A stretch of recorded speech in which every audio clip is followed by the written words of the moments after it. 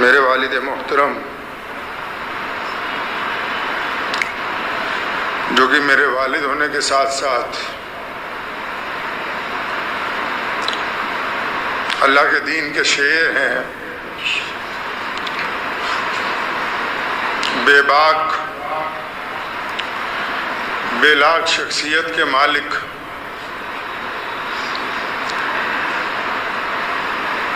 اور عشق رسول اور اسلام میں پوری طاقت کے ساتھ چلنے کے ساتھ زندگی میں کبھی کسی کے ساتھ اس کے مذہب کی بنیاد پر کہ فلاں آدمی میرے مذہب کا نہیں ہے کوئی تفرقہ نہ کرنے والے، مسجد کے دروازے تک جو لوگ بھی آئے بنا ان کا رنگ، ان کی نسل، ان کا مذہب دیکھے ہوئے اس نیت کے ساتھ کہ ہمارے پیارے نبی حضرت محمد رسول اللہ صلی اللہ علیہ وسلم نے ہمیں انسانیت کی تحفظ کے لیے، انسانیت کی فلاح و بہبود کے لیے بھیجا ہے، اس کام کو لگے رہے۔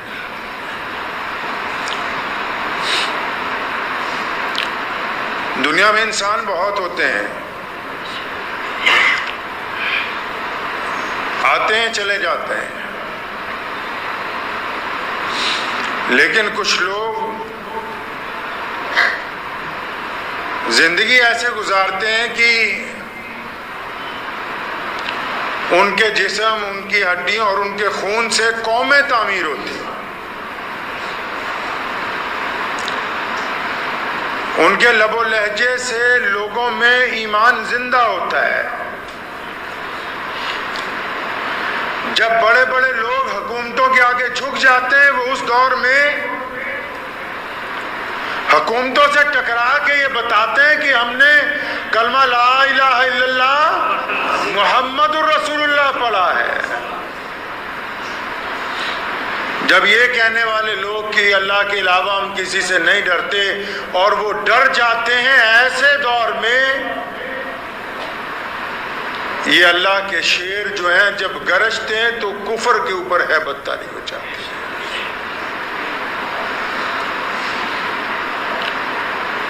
بہت تقریریں کی زندگی میں نے، لیکن اپنے باپ جیسی ایک بھی نہیں کی۔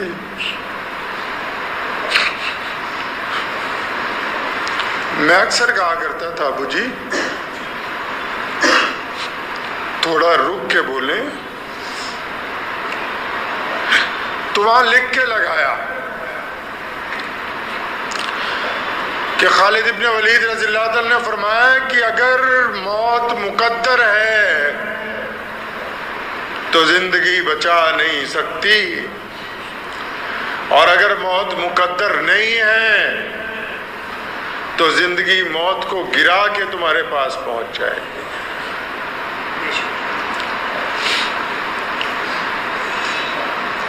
پچھلے چند سالوں میں جب اچھے اچھے لوگ خاموش ہو گئے، بڑے بڑے چینلوں نے ان کے خلاف خبریں چلائی کہ دیکھو پنجاب کا شاہی امام،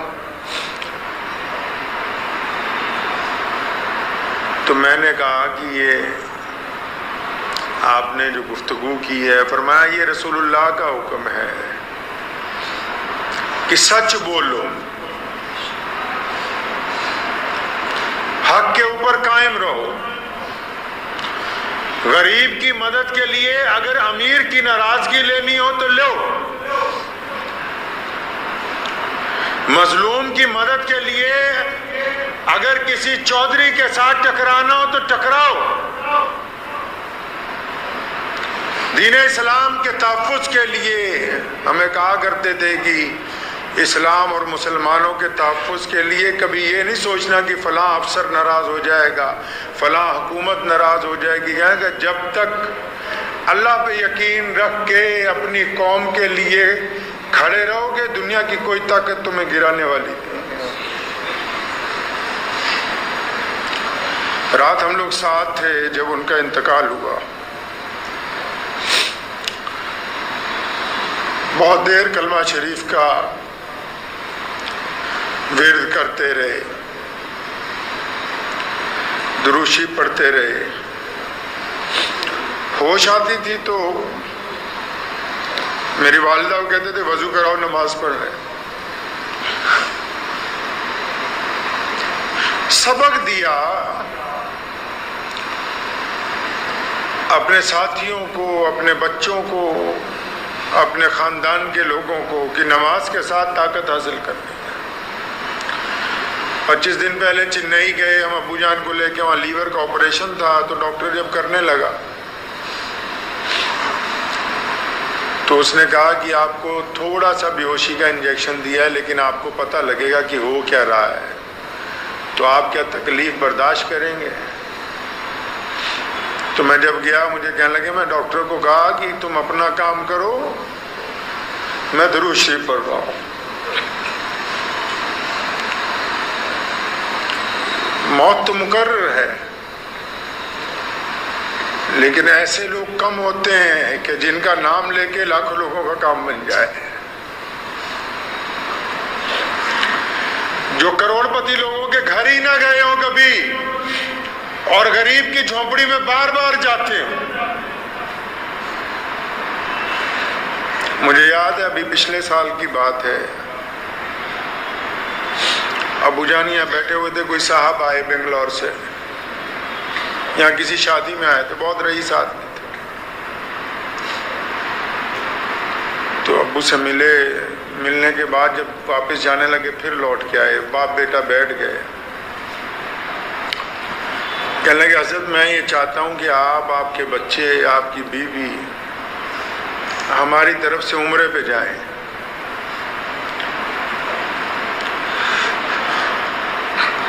تو انہوں نے کہا کہ ہم رقم ساری خرچ کریں گے، چاہے 10 لاکھ روپے خرچ ہو. خوش ہوئے 1 منٹ کے لیے، پھر ان کے کندھے پہ ہاتھ رکھا، فرمایا بھائی ان پیسوں سے جا کے کسی گاؤں میں مسجد بنا دو، ہم عمرہ پھر کریں گے جب ہمارے پاس خود کے پیسے ہوں گے. یہ تمیز سکھائی ہمیں. بڑے بڑے آپ لوگوں کو دیکھو ہر سال عمرے پہ جاتے ہیں، میں کسی کی برائی نہیں کر رہا، بہت سارے ایسے لوگ جاتے ہیں جن کے پاس کچھ نہیں ہے. فرماتے تھے تب جاؤں گا جب ہمارے پاس خود کچھ ہوگا، لیکن میرے رسول اللہ نے میری ڈیوٹی یہاں لگائی ہے کہ میری امت کو تکلیف نہ ہو، تو میں یہ ڈیوٹی پہلے نبھاؤں گا. تاریخ اسلام کے سب سے بڑے مجاہد سلطان صلاح الدین ایوبی کا جب انتقال ہوا، حج بیت اللہ کے لیے پیسے نہیں تھے.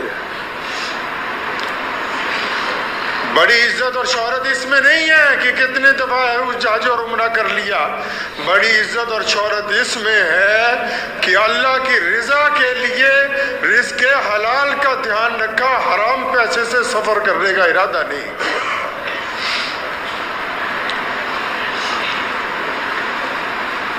مجھے احساس ہے کہ وہ میرے والد کا نہیں انتقال ہوا، پورے پنجاب کے لاکھوں مسلمانوں کے سرپرست کا انتقال ہوا ہے. ابھی کی بات ہے، 2-4 دن پہلے کسی شہر میں کوئی پنگا چھوٹا سا پڑا مسلمانوں کا. مجھے کہا جا وہاں جا کے اچھی طرح جو فرقہ پرست ہیں ان کا رگڑا لگا کے آ. میں کہا ٹھیک ہے جی، آپ ٹھیک ہو جائیں میں جاتا ہوں. اور ایمان اللہ نے ایسا عطا فرمایا، 2-4 باتیں آپ کو اس لیے بتا رہا ہوں کہ ساری زندگی جس آدمی نے آپ کی خدمت کی ہے، ابھی 2 مہینے قبل یہاں اپنی جگہ پہ بیٹھے ہو، مجھے بلایا اطمینان کے ساتھ، پنجابی کیا، فرمایا اللہ دے نبی صلی اللہ علیہ وسلم نے کوئی سنیہا بھیجنا ہے، کوئی پیغام بھیجنا ہے رسول اللہ کو. تو میری آنکھوں میں آنسو آئے. فرمایا میں جا رہا ہوں اور مرنے کے بعد رسول اللہ کی زیارت ہونی ہے، کوئی پیغام بھیجنا ہے تو بتاؤ، میں جا کے کہہ دوں گا جو ضرورت ہے تمہاری.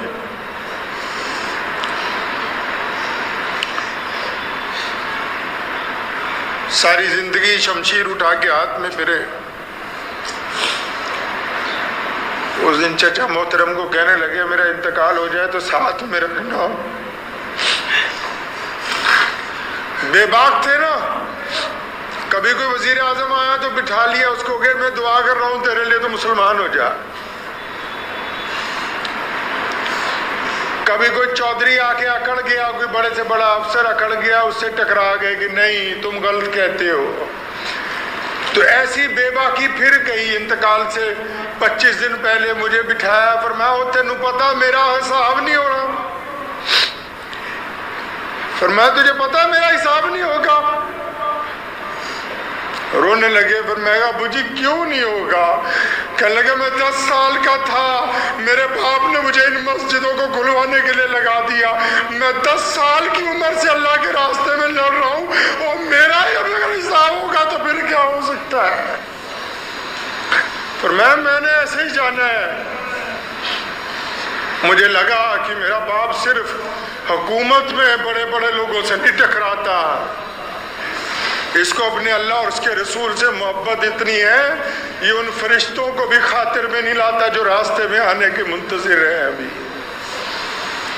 فرمایا میں 10 سال کا تھا، میرے باپ نے کہا کوٹ محلے کی مسجد میں اذان دے، لوگ پتھر مارتے تھے. پھر ڈیوٹی لگا دی کہ صوفیہ باغ کی مسجد میں 5 وقت نماز پڑھنی ہے. کوئی تھا ہی نہیں نماز پڑھنے والا. جب جانا لوگوں نے اینٹیں پتھر مارنی کہ کم از کم یہ چھوڑ جائے مسجد کو. یہ جو پنجاب میں لاکھوں مسلمانوں کی عزت اور شان اور شوکت ہے، اس کی بنیادوں میں مولانا حبیب الرحمان ثانی لدھیانوی نے اپنا خون ڈالا، اپنی ہڈیاں ڈالی، تبھی تو 63 سال میں چلے گئے، ورنہ تو لوگ 90 سال کے بڑے اطمینان سے بیٹھے ہیں. مجھے ایک صاحب نے پوچھا رات، کہنے لگے عمر بہت کم ہے، 63 سال ہی ہے. تو میں کہا تو نہیں سمجھو گے یہ عشق کی بات ہے، یہ عشق کی بات ہے. ہم نے کبھی اپنے باپ کو سنت کے علاوہ کوئی کام کرتے ہوئے نہیں دیکھا.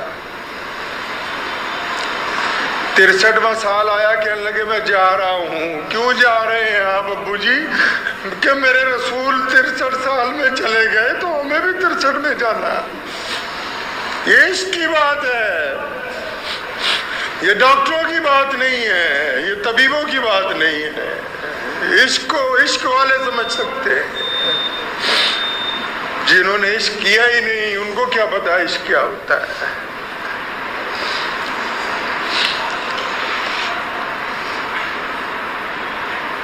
اپنے والد محترم کے انتقال کے فوراً بعد 30 سال کی عمر میں ذمہ داری مل گئی. لوگ دیکھتے تھے، لوگ سمجھتے تھے بہت لمبی عمر کے ہیں، لیکن اس طرح اس خوش اسلوبی کے ساتھ زندگی گزاری کہ ہمیں بھی سکھایا. لاکھوں لوگ آتے ہیں، ہزاروں لوگ پیسے لے لے کے کہ حضرت اتنے پیسے لے لو، فلاں افسر کو بس ایک فون کرنا ہے کام ہو جائے گا.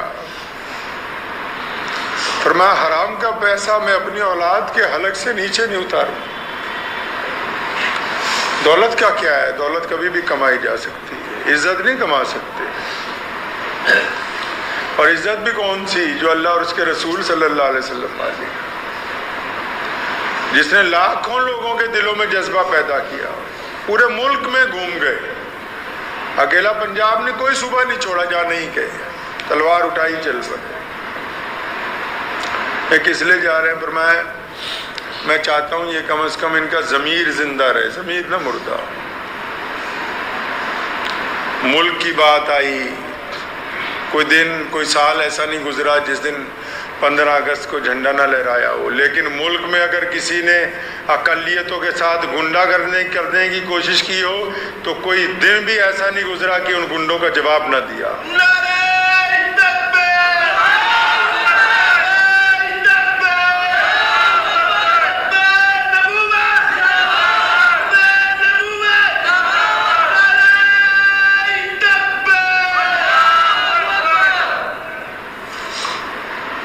تحریک ختم نبوت میرے پردادا کے دادا نے شروع کی. والد محترم کا دور آیا، اتنی تیز چلائی کہ دشمن کہنے لگا کہ موقع مل جائے تو سب سے پہلے انہیں ختم کیا جائے، تاکہ اس بندے نے ہماری ساری تحریک تباہ کر دی. اور اتنا کچھ کرنے کے بعد ہم لوگ ایک مدت تک اسیری کی زندگی گزارتے رہے جیل میں. مسجدیں بنوائی وہاں, سحری افطاری کے پروگرام چلائے, کئی سو مسجدیں خالی کروائیں, کئی سو نئی بنوائیں. مجھے کہا کرتے تھے بیٹا ہمارا کام پودا لگانا ہے, مسجد بناؤ, گاؤں والوں کو دو, بس آ جاؤ, کبھی یہ نہیں پوچھنے جانا صدر کون ہے سیکرٹری کون ہے, ہمارا کام پودا لگانا ہے. بے انتہا بچوں کو کہ تم پڑھ لو, ان پہ رقم خرچ کی. مانگنے والے بار بار آتے ہیں, اب بھی آتے ہیں, اللہ ان کو آتا رکھے. کئی لوگ جھوٹ بول کے آتے ہیں, فرمایا جو بھی آ رہا ہے چاہے جھوٹ بول کے آ رہا ہے سچ بول کے آ رہا ہے. قریب میں بیٹھے ہوئے کسی ساتھی نے کہہ دینا کہ ایسے جھوٹ بول رہا ہے, فرمایا چاہے جھوٹ بول رہا ہے سچ بول رہا ہے, جو رسول اللہ کی مسجد تک آ گیا ہماری ذمہ داری ہے کہ خالی نہ جائے. وہ ہم کون ہوتے ہیں دوسرے کا حساب لینے والے کہ وہ سچ بول رہا ہے کہ جھوٹ بول رہا ہے. میں پورا ملک گھوما ہوں ختم نبوت کی تحریک میں, پورا پنجاب گھوما ہوں. جاتا تھا تو مستقیم بھائی بیٹھے ہوئے ہم لوگ, ہمیں پتا تھا کہ پیچھے ہمارے ایک بہت بڑی طاقت موجود ہے, جہاں مرضی اٹھے چل پڑے, بس جس سے دل چاہ ٹکرا گئے. خدا کی قسم ایسے ایسے ہنڈوں کو سرنگو کیا کہ لوگ اندازہ نہیں لگا سکتے, بس اسی لیے کہ پیچھے ہمارا باپ بیٹھا ہوا ہے.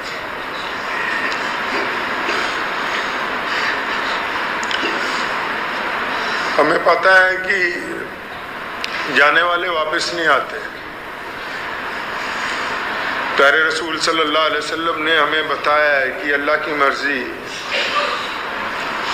لیکن اگر ہم چاہیں تو وہ ہمارے درمیان زندہ رہیں گے. جو پرچم انہوں نے لگایا,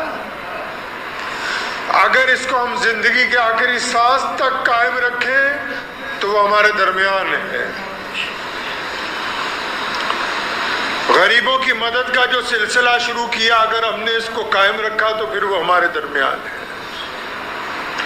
مسجدوں کی آباد کاری کا سلسلہ جو انہوں نے شروع کیا, اگر ہم اس کو جاری رکھتے ہیں تو پھر وہ ہمارے درمیان ہے. تحریک ختم نبوت کو اگر ہم جاری رکھتے ہیں تو پھر وہ ہمارے درمیان ہے. اور میں آپ کو یقین دلاتا ہوں, میں کسی قابل تو نہیں, بہت گنہگار آدمی ہوں, لیکن آپ یقین رکھیں کہ جب تک میں, میرے ساتھی, ہم لوگ زندہ ہیں تو اس مشن کو انشاءاللہ ختم نہیں ہونے دیں گے. اور جب جائیں گے نا تو اس کو مضبوط ہاتھوں میں دے کے جائیں گے انشاءاللہ. جس طرح ہمارے والد نے ایک مضبوط فرنٹ لائن تیار کی کہ کوئی پرواہ نہیں ہے. سکھاتے کیسے تھے یہ بھی آپ کو میں ایک مختصر سا قصہ سنا دوں. ایک دفعہ بہت بڑا پنگا پڑ گیا تھا, مسئلہ نہیں حل ہو رہا تھا. میں آیا گھر پہ, ابو جی میں کہا مسئلہ حل نہیں ہو رہا, کیسے کرنا چاہیے آپ بتائیں. 2 لفظوں میں, پرانی بات بتا رہا ہوں آپ کو, 2 لفظوں میں کہنے لگے ایسا ہے جو میرے مرنے کے بعد کرنا تھا ویسے کرو. مطلب کہ میں یہ نہیں دیکھنا چاہتا کہ تم ناکام واپس آ رہے ہو, اور یہ بھی نہیں دیکھنا چاہتا کہ تم لوگوں سے پوچھتے رہو کہ اپنے مسلمانوں کا تحفظ کیسے کرنا ہے, ان مساجد کا تحفظ کیسے کرنا ہے, ان غریبوں کے گھر تک کھانا کیسے پہنچانا ہے. پر اگر میں نہیں ہوتا پھر کیسے کرتے. تو میں چپ ہو گیا. میں سمجھ گیا کہ اب ہم یہ سمجھا رہے ہیں کہ ایسے کر کے دکھاؤ کہ جب اگر میں نہیں ہوں تو تب تم میرا کام کیسے چلاؤ گے. دور اندیش بھی تھے. میری بڑی بہن امریکہ میں رہتی ہیں, ان کے بچے پڑھ کے یونیورسٹیوں سے فارغ ہو رہے ہیں, تو اس کو کئی دفعہ فون پہ کہا, فرمایا تو بیٹا جب آئے گی میں ملوں گا نہیں.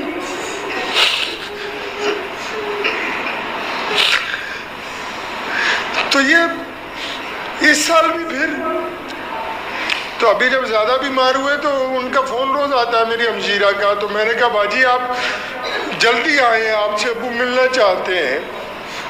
تو اس نے 7 تاریخ کی سیٹ بک کرائی.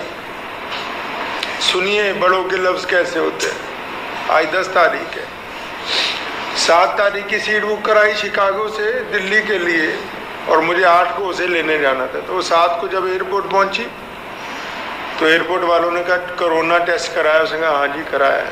تو انہوں نے کمپیوٹر میں چیک کیا تو کہ اس میں نہیں آ رہا۔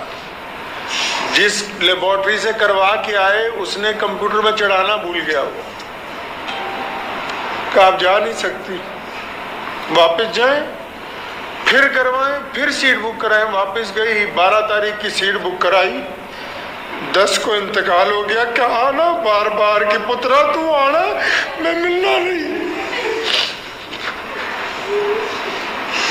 میں جب تو آئے گی میں نہیں ملوں گا۔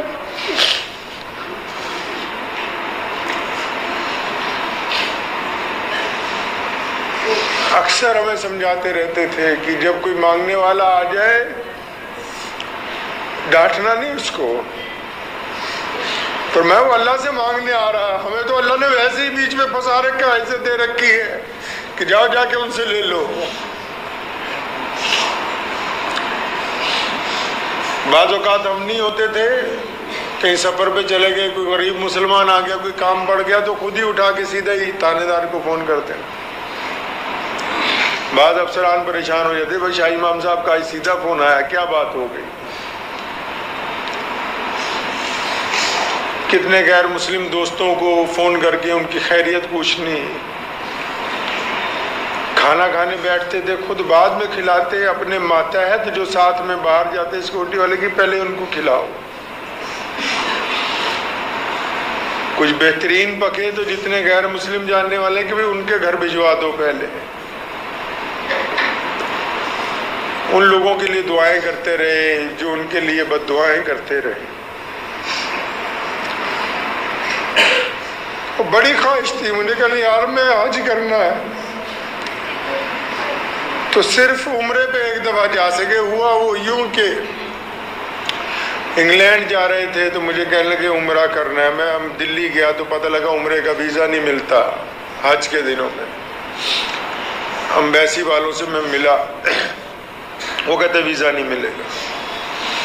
تو میرے دادا محترم شاہ سعود اول کے دوست تھے جو سعودی عرب کا بادشاہ ہے، جو بادشاہ ہے اس کے دادا دوست تھے۔ یار تم ہمیں اجازت ہی نہیں دیتے ہو ان دنوں میں جب عام لوگ نہیں جا سکتے۔ تو میرا ایجنٹ کہتا تھا نہیں ملے گا، تو شام کو ویزا لگ کے آ گیا اور رات کو بیت اللہ میں پہنچ گئے اللہ کے فضل و کرم سے، تاکہ یہ سیدھے راستے پہ قائم رہے۔ یہ ان کی باتیں آپ کو اس لیے سنا رہا ہوں کہ آج جس مقام پہ ہم بیٹھے ہیں نا، جس جاہو جلال اور عزت کے ساتھ پورے مسلمان پنجاب کے کھڑے ہوتے ہیں، تو اگر ہم ان کا سبق بھول جائیں گے تو سب کچھ ہاتھ سے چھوٹ جائے گا۔ ایک بات سمجھائی میں آپ کو بھی بتاتا ہوں، فرمایا کسی مسلمان کی برائی نہیں کرنی۔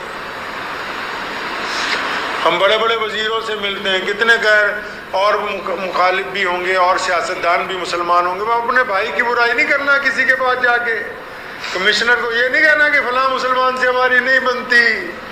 میں اپنے بھائی کو کمزور کرو گے، پہلے اس کو گرا دیا جائے گا، پھر تمہاری باری آ جائے گی۔ مل کے اپنے گھر کے اگر شیر کو مارو گے تو گلی کے کتے تمہاری بوٹیاں نوچ لیں گے۔ اتفاق کا سبق پڑھایا، اتحاد کا سبق پڑھایا۔ جس دن لاک ڈاؤن لگا پہلا، تو مجھے کہا کہ ایک تو یہ سڑک ہماری گھر کی، ایک جہاں ہمارا گھر ہے حبیب روڈ پہ، وہ ہماری گھر کی، کہنا یار جتنے لوگ رہتے ہیں نا ان کو جا کے کہو، حالانکہ سب مالدار ہیں، کہ کوئی ضرورت ہو کہیں آنا ہو جانا ہو تو ہمارے پاس تو گاڑیاں ہیں بہترین، تو ہمارے پاس تو اللہ نے ساتھ میں حفاظتی عملہ دیا ہوا ہے، تو ان کو کہیں جانا ہو اس پہ پاس لگے ہوئے ہیں، جس کو ضرورت ہو لے کے جائے۔ تو مجھے سامنے مندر ہے، کہا پنڈت جی کے پاس جاؤ، وہ ہمارے پڑوسی ہیں۔ میں ان کے پاس گیا، پھر میں کہا شاہ امام صاحب کہتے ہیں آپ ہمارے پڑوسی ہیں، کوئی بات ہو، حالانکہ ان کو ضرورت نہیں تھی، کوئی بات ہو، کوئی ضرورت ہو، کہیں آنا ہو جانا ہو، ہمیں خدمت کا موقع دیں۔ تیسرے دن کہنے لگے یار سارا شہر راشن بانٹ رہا ہے، سارا شہر راشن بانٹ رہا ہے، صرف غریبوں کو بانٹ رہا ہے۔ میں کہا پھر آپ گنا نو بننا ہے، پر میں غریبوں کو نہیں بانٹنا، جو سفید کپڑے میں مڈل کلاس فیملی ہے نا، جو جا کے مانگ ہی نہیں سکتی۔ میں کہا پھر کیا کرے؟ کہ اخبار میں اعلان نکالا ہو کہ جامع مسجد سے بنا فوٹو کھینچے ہوئے راشن دیا جائے گا۔ سوچ سکتا ہے عام آدمی اس بات کو؟ اعلان کیا کہ جامع مسجد سے بنا فوٹو کھینچے ہوئے راشن دیں گے، اور نمبر ڈلوائے اس میں۔ آپ پوچھ لیں یہاں جتنے لوگ ہیں، روزانہ ہزاروں فون آتے تھے، 4 لڑکے بٹھائے لسٹ بناتے، ساری دن راشن پیک ہوتا، رات کو 9 بجے بانٹنا شروع ہوتا۔ اور کیا کہا بانٹنے والوں کو کہ خبردار جس کے یہاں دینے جا رہے اس کی بے عزتی نہ ہو جائے، پڑوسی کو نہ پتہ لگ جائے کہ اس نے ہم سے مدد لی ہے، اس کی تصویر نہ کھنچ جائے کہ میرے رسول نے کہا کہ انسانوں کی عزت کرنی ہے، ہم عزت بانٹنے آئے، بے عزتی کرنے نہیں آئے۔ اور پھر صرف مسلمان ہی نہیں، ہر مذہب کے لوگوں نے رابطہ کیا 3 مہینے تک، اور 3 مہینے تک لگے ہی رہے صبح شام۔ یہ درس کس نے دیا ہے؟ یہ عشق کی باتیں ہیں۔ ان کو رسول اللہ صلی اللہ علیہ وسلم سے عشق کی انتہا تھی، عشق کی انتہا تھی۔ تو میں آپ کو بس آج کے دن یہی کہنا چاہتا ہوں کہ ہم جیسے کیسے ہیں، ٹوٹے پھوٹے، آپ کی خدمت میں حاضر۔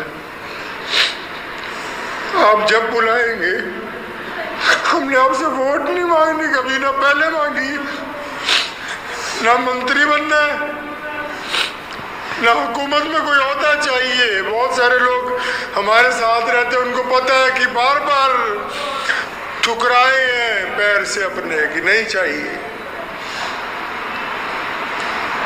بس دعا کیجئے کہ اللہ تعالیٰ دین کی اس خدمت کو ہماری نسلوں میں باقی رکھے، اور اللہ تعالیٰ اس وقت تک ہمیں قائم رکھے جب تک اس کو اگلی نسل میں منتقل نہ کر دے، اور اپنے والد محترم کے مشن کو قائم اور دائم رکھیں۔ اور میں بھی آپ کو یقین دلاتا ہوں کہ انشاءاللہ کچھ ہو جائے ملت اسلامیہ کے لیے، غریبوں کے لیے، مستحق لوگوں کے لیے۔ جس طرح شیر اسلام مولانا حبیب الرحمن ثانی لدھیانوی کام کرتے آئے، ہم اسی طرح تو نہیں کر سکتے لیکن ان کی نقل کرتے ہیں۔ اور اگر کسی بھائی کو کانٹا بھی چبھ گیا تو حسب روایت رات کے اندھیرے میں اٹھ کے اس کے گھر تک پہنچیں گے۔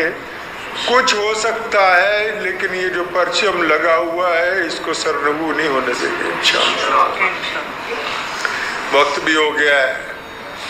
ضروری اعلان یہ ہے کہ ابو جان کی نماز جنازہ 8 بجے ہوگی یہیں پہ باہر۔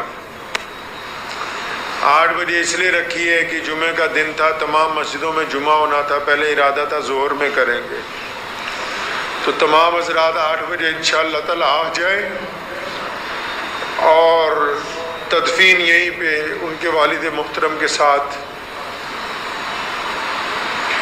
مسجد کے احاطے میں ہوگی۔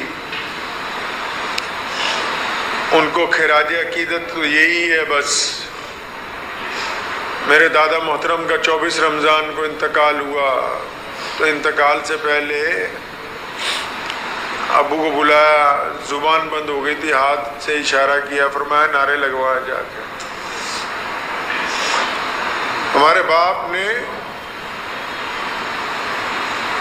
کانپور گئے، حلیم انٹر کالج میں، مایاوتی مکھیہ منتری تھی، بلا لیا اس نے کہ تقریر کریں گے، مولوی ہوگا کوئی اچھی تقریر کرتے گا۔ تقریر کرتے کرتے کاشی رام کو دعوت اسلام دی، اور پھر اللہ اکبر کے نعرے لگوائے۔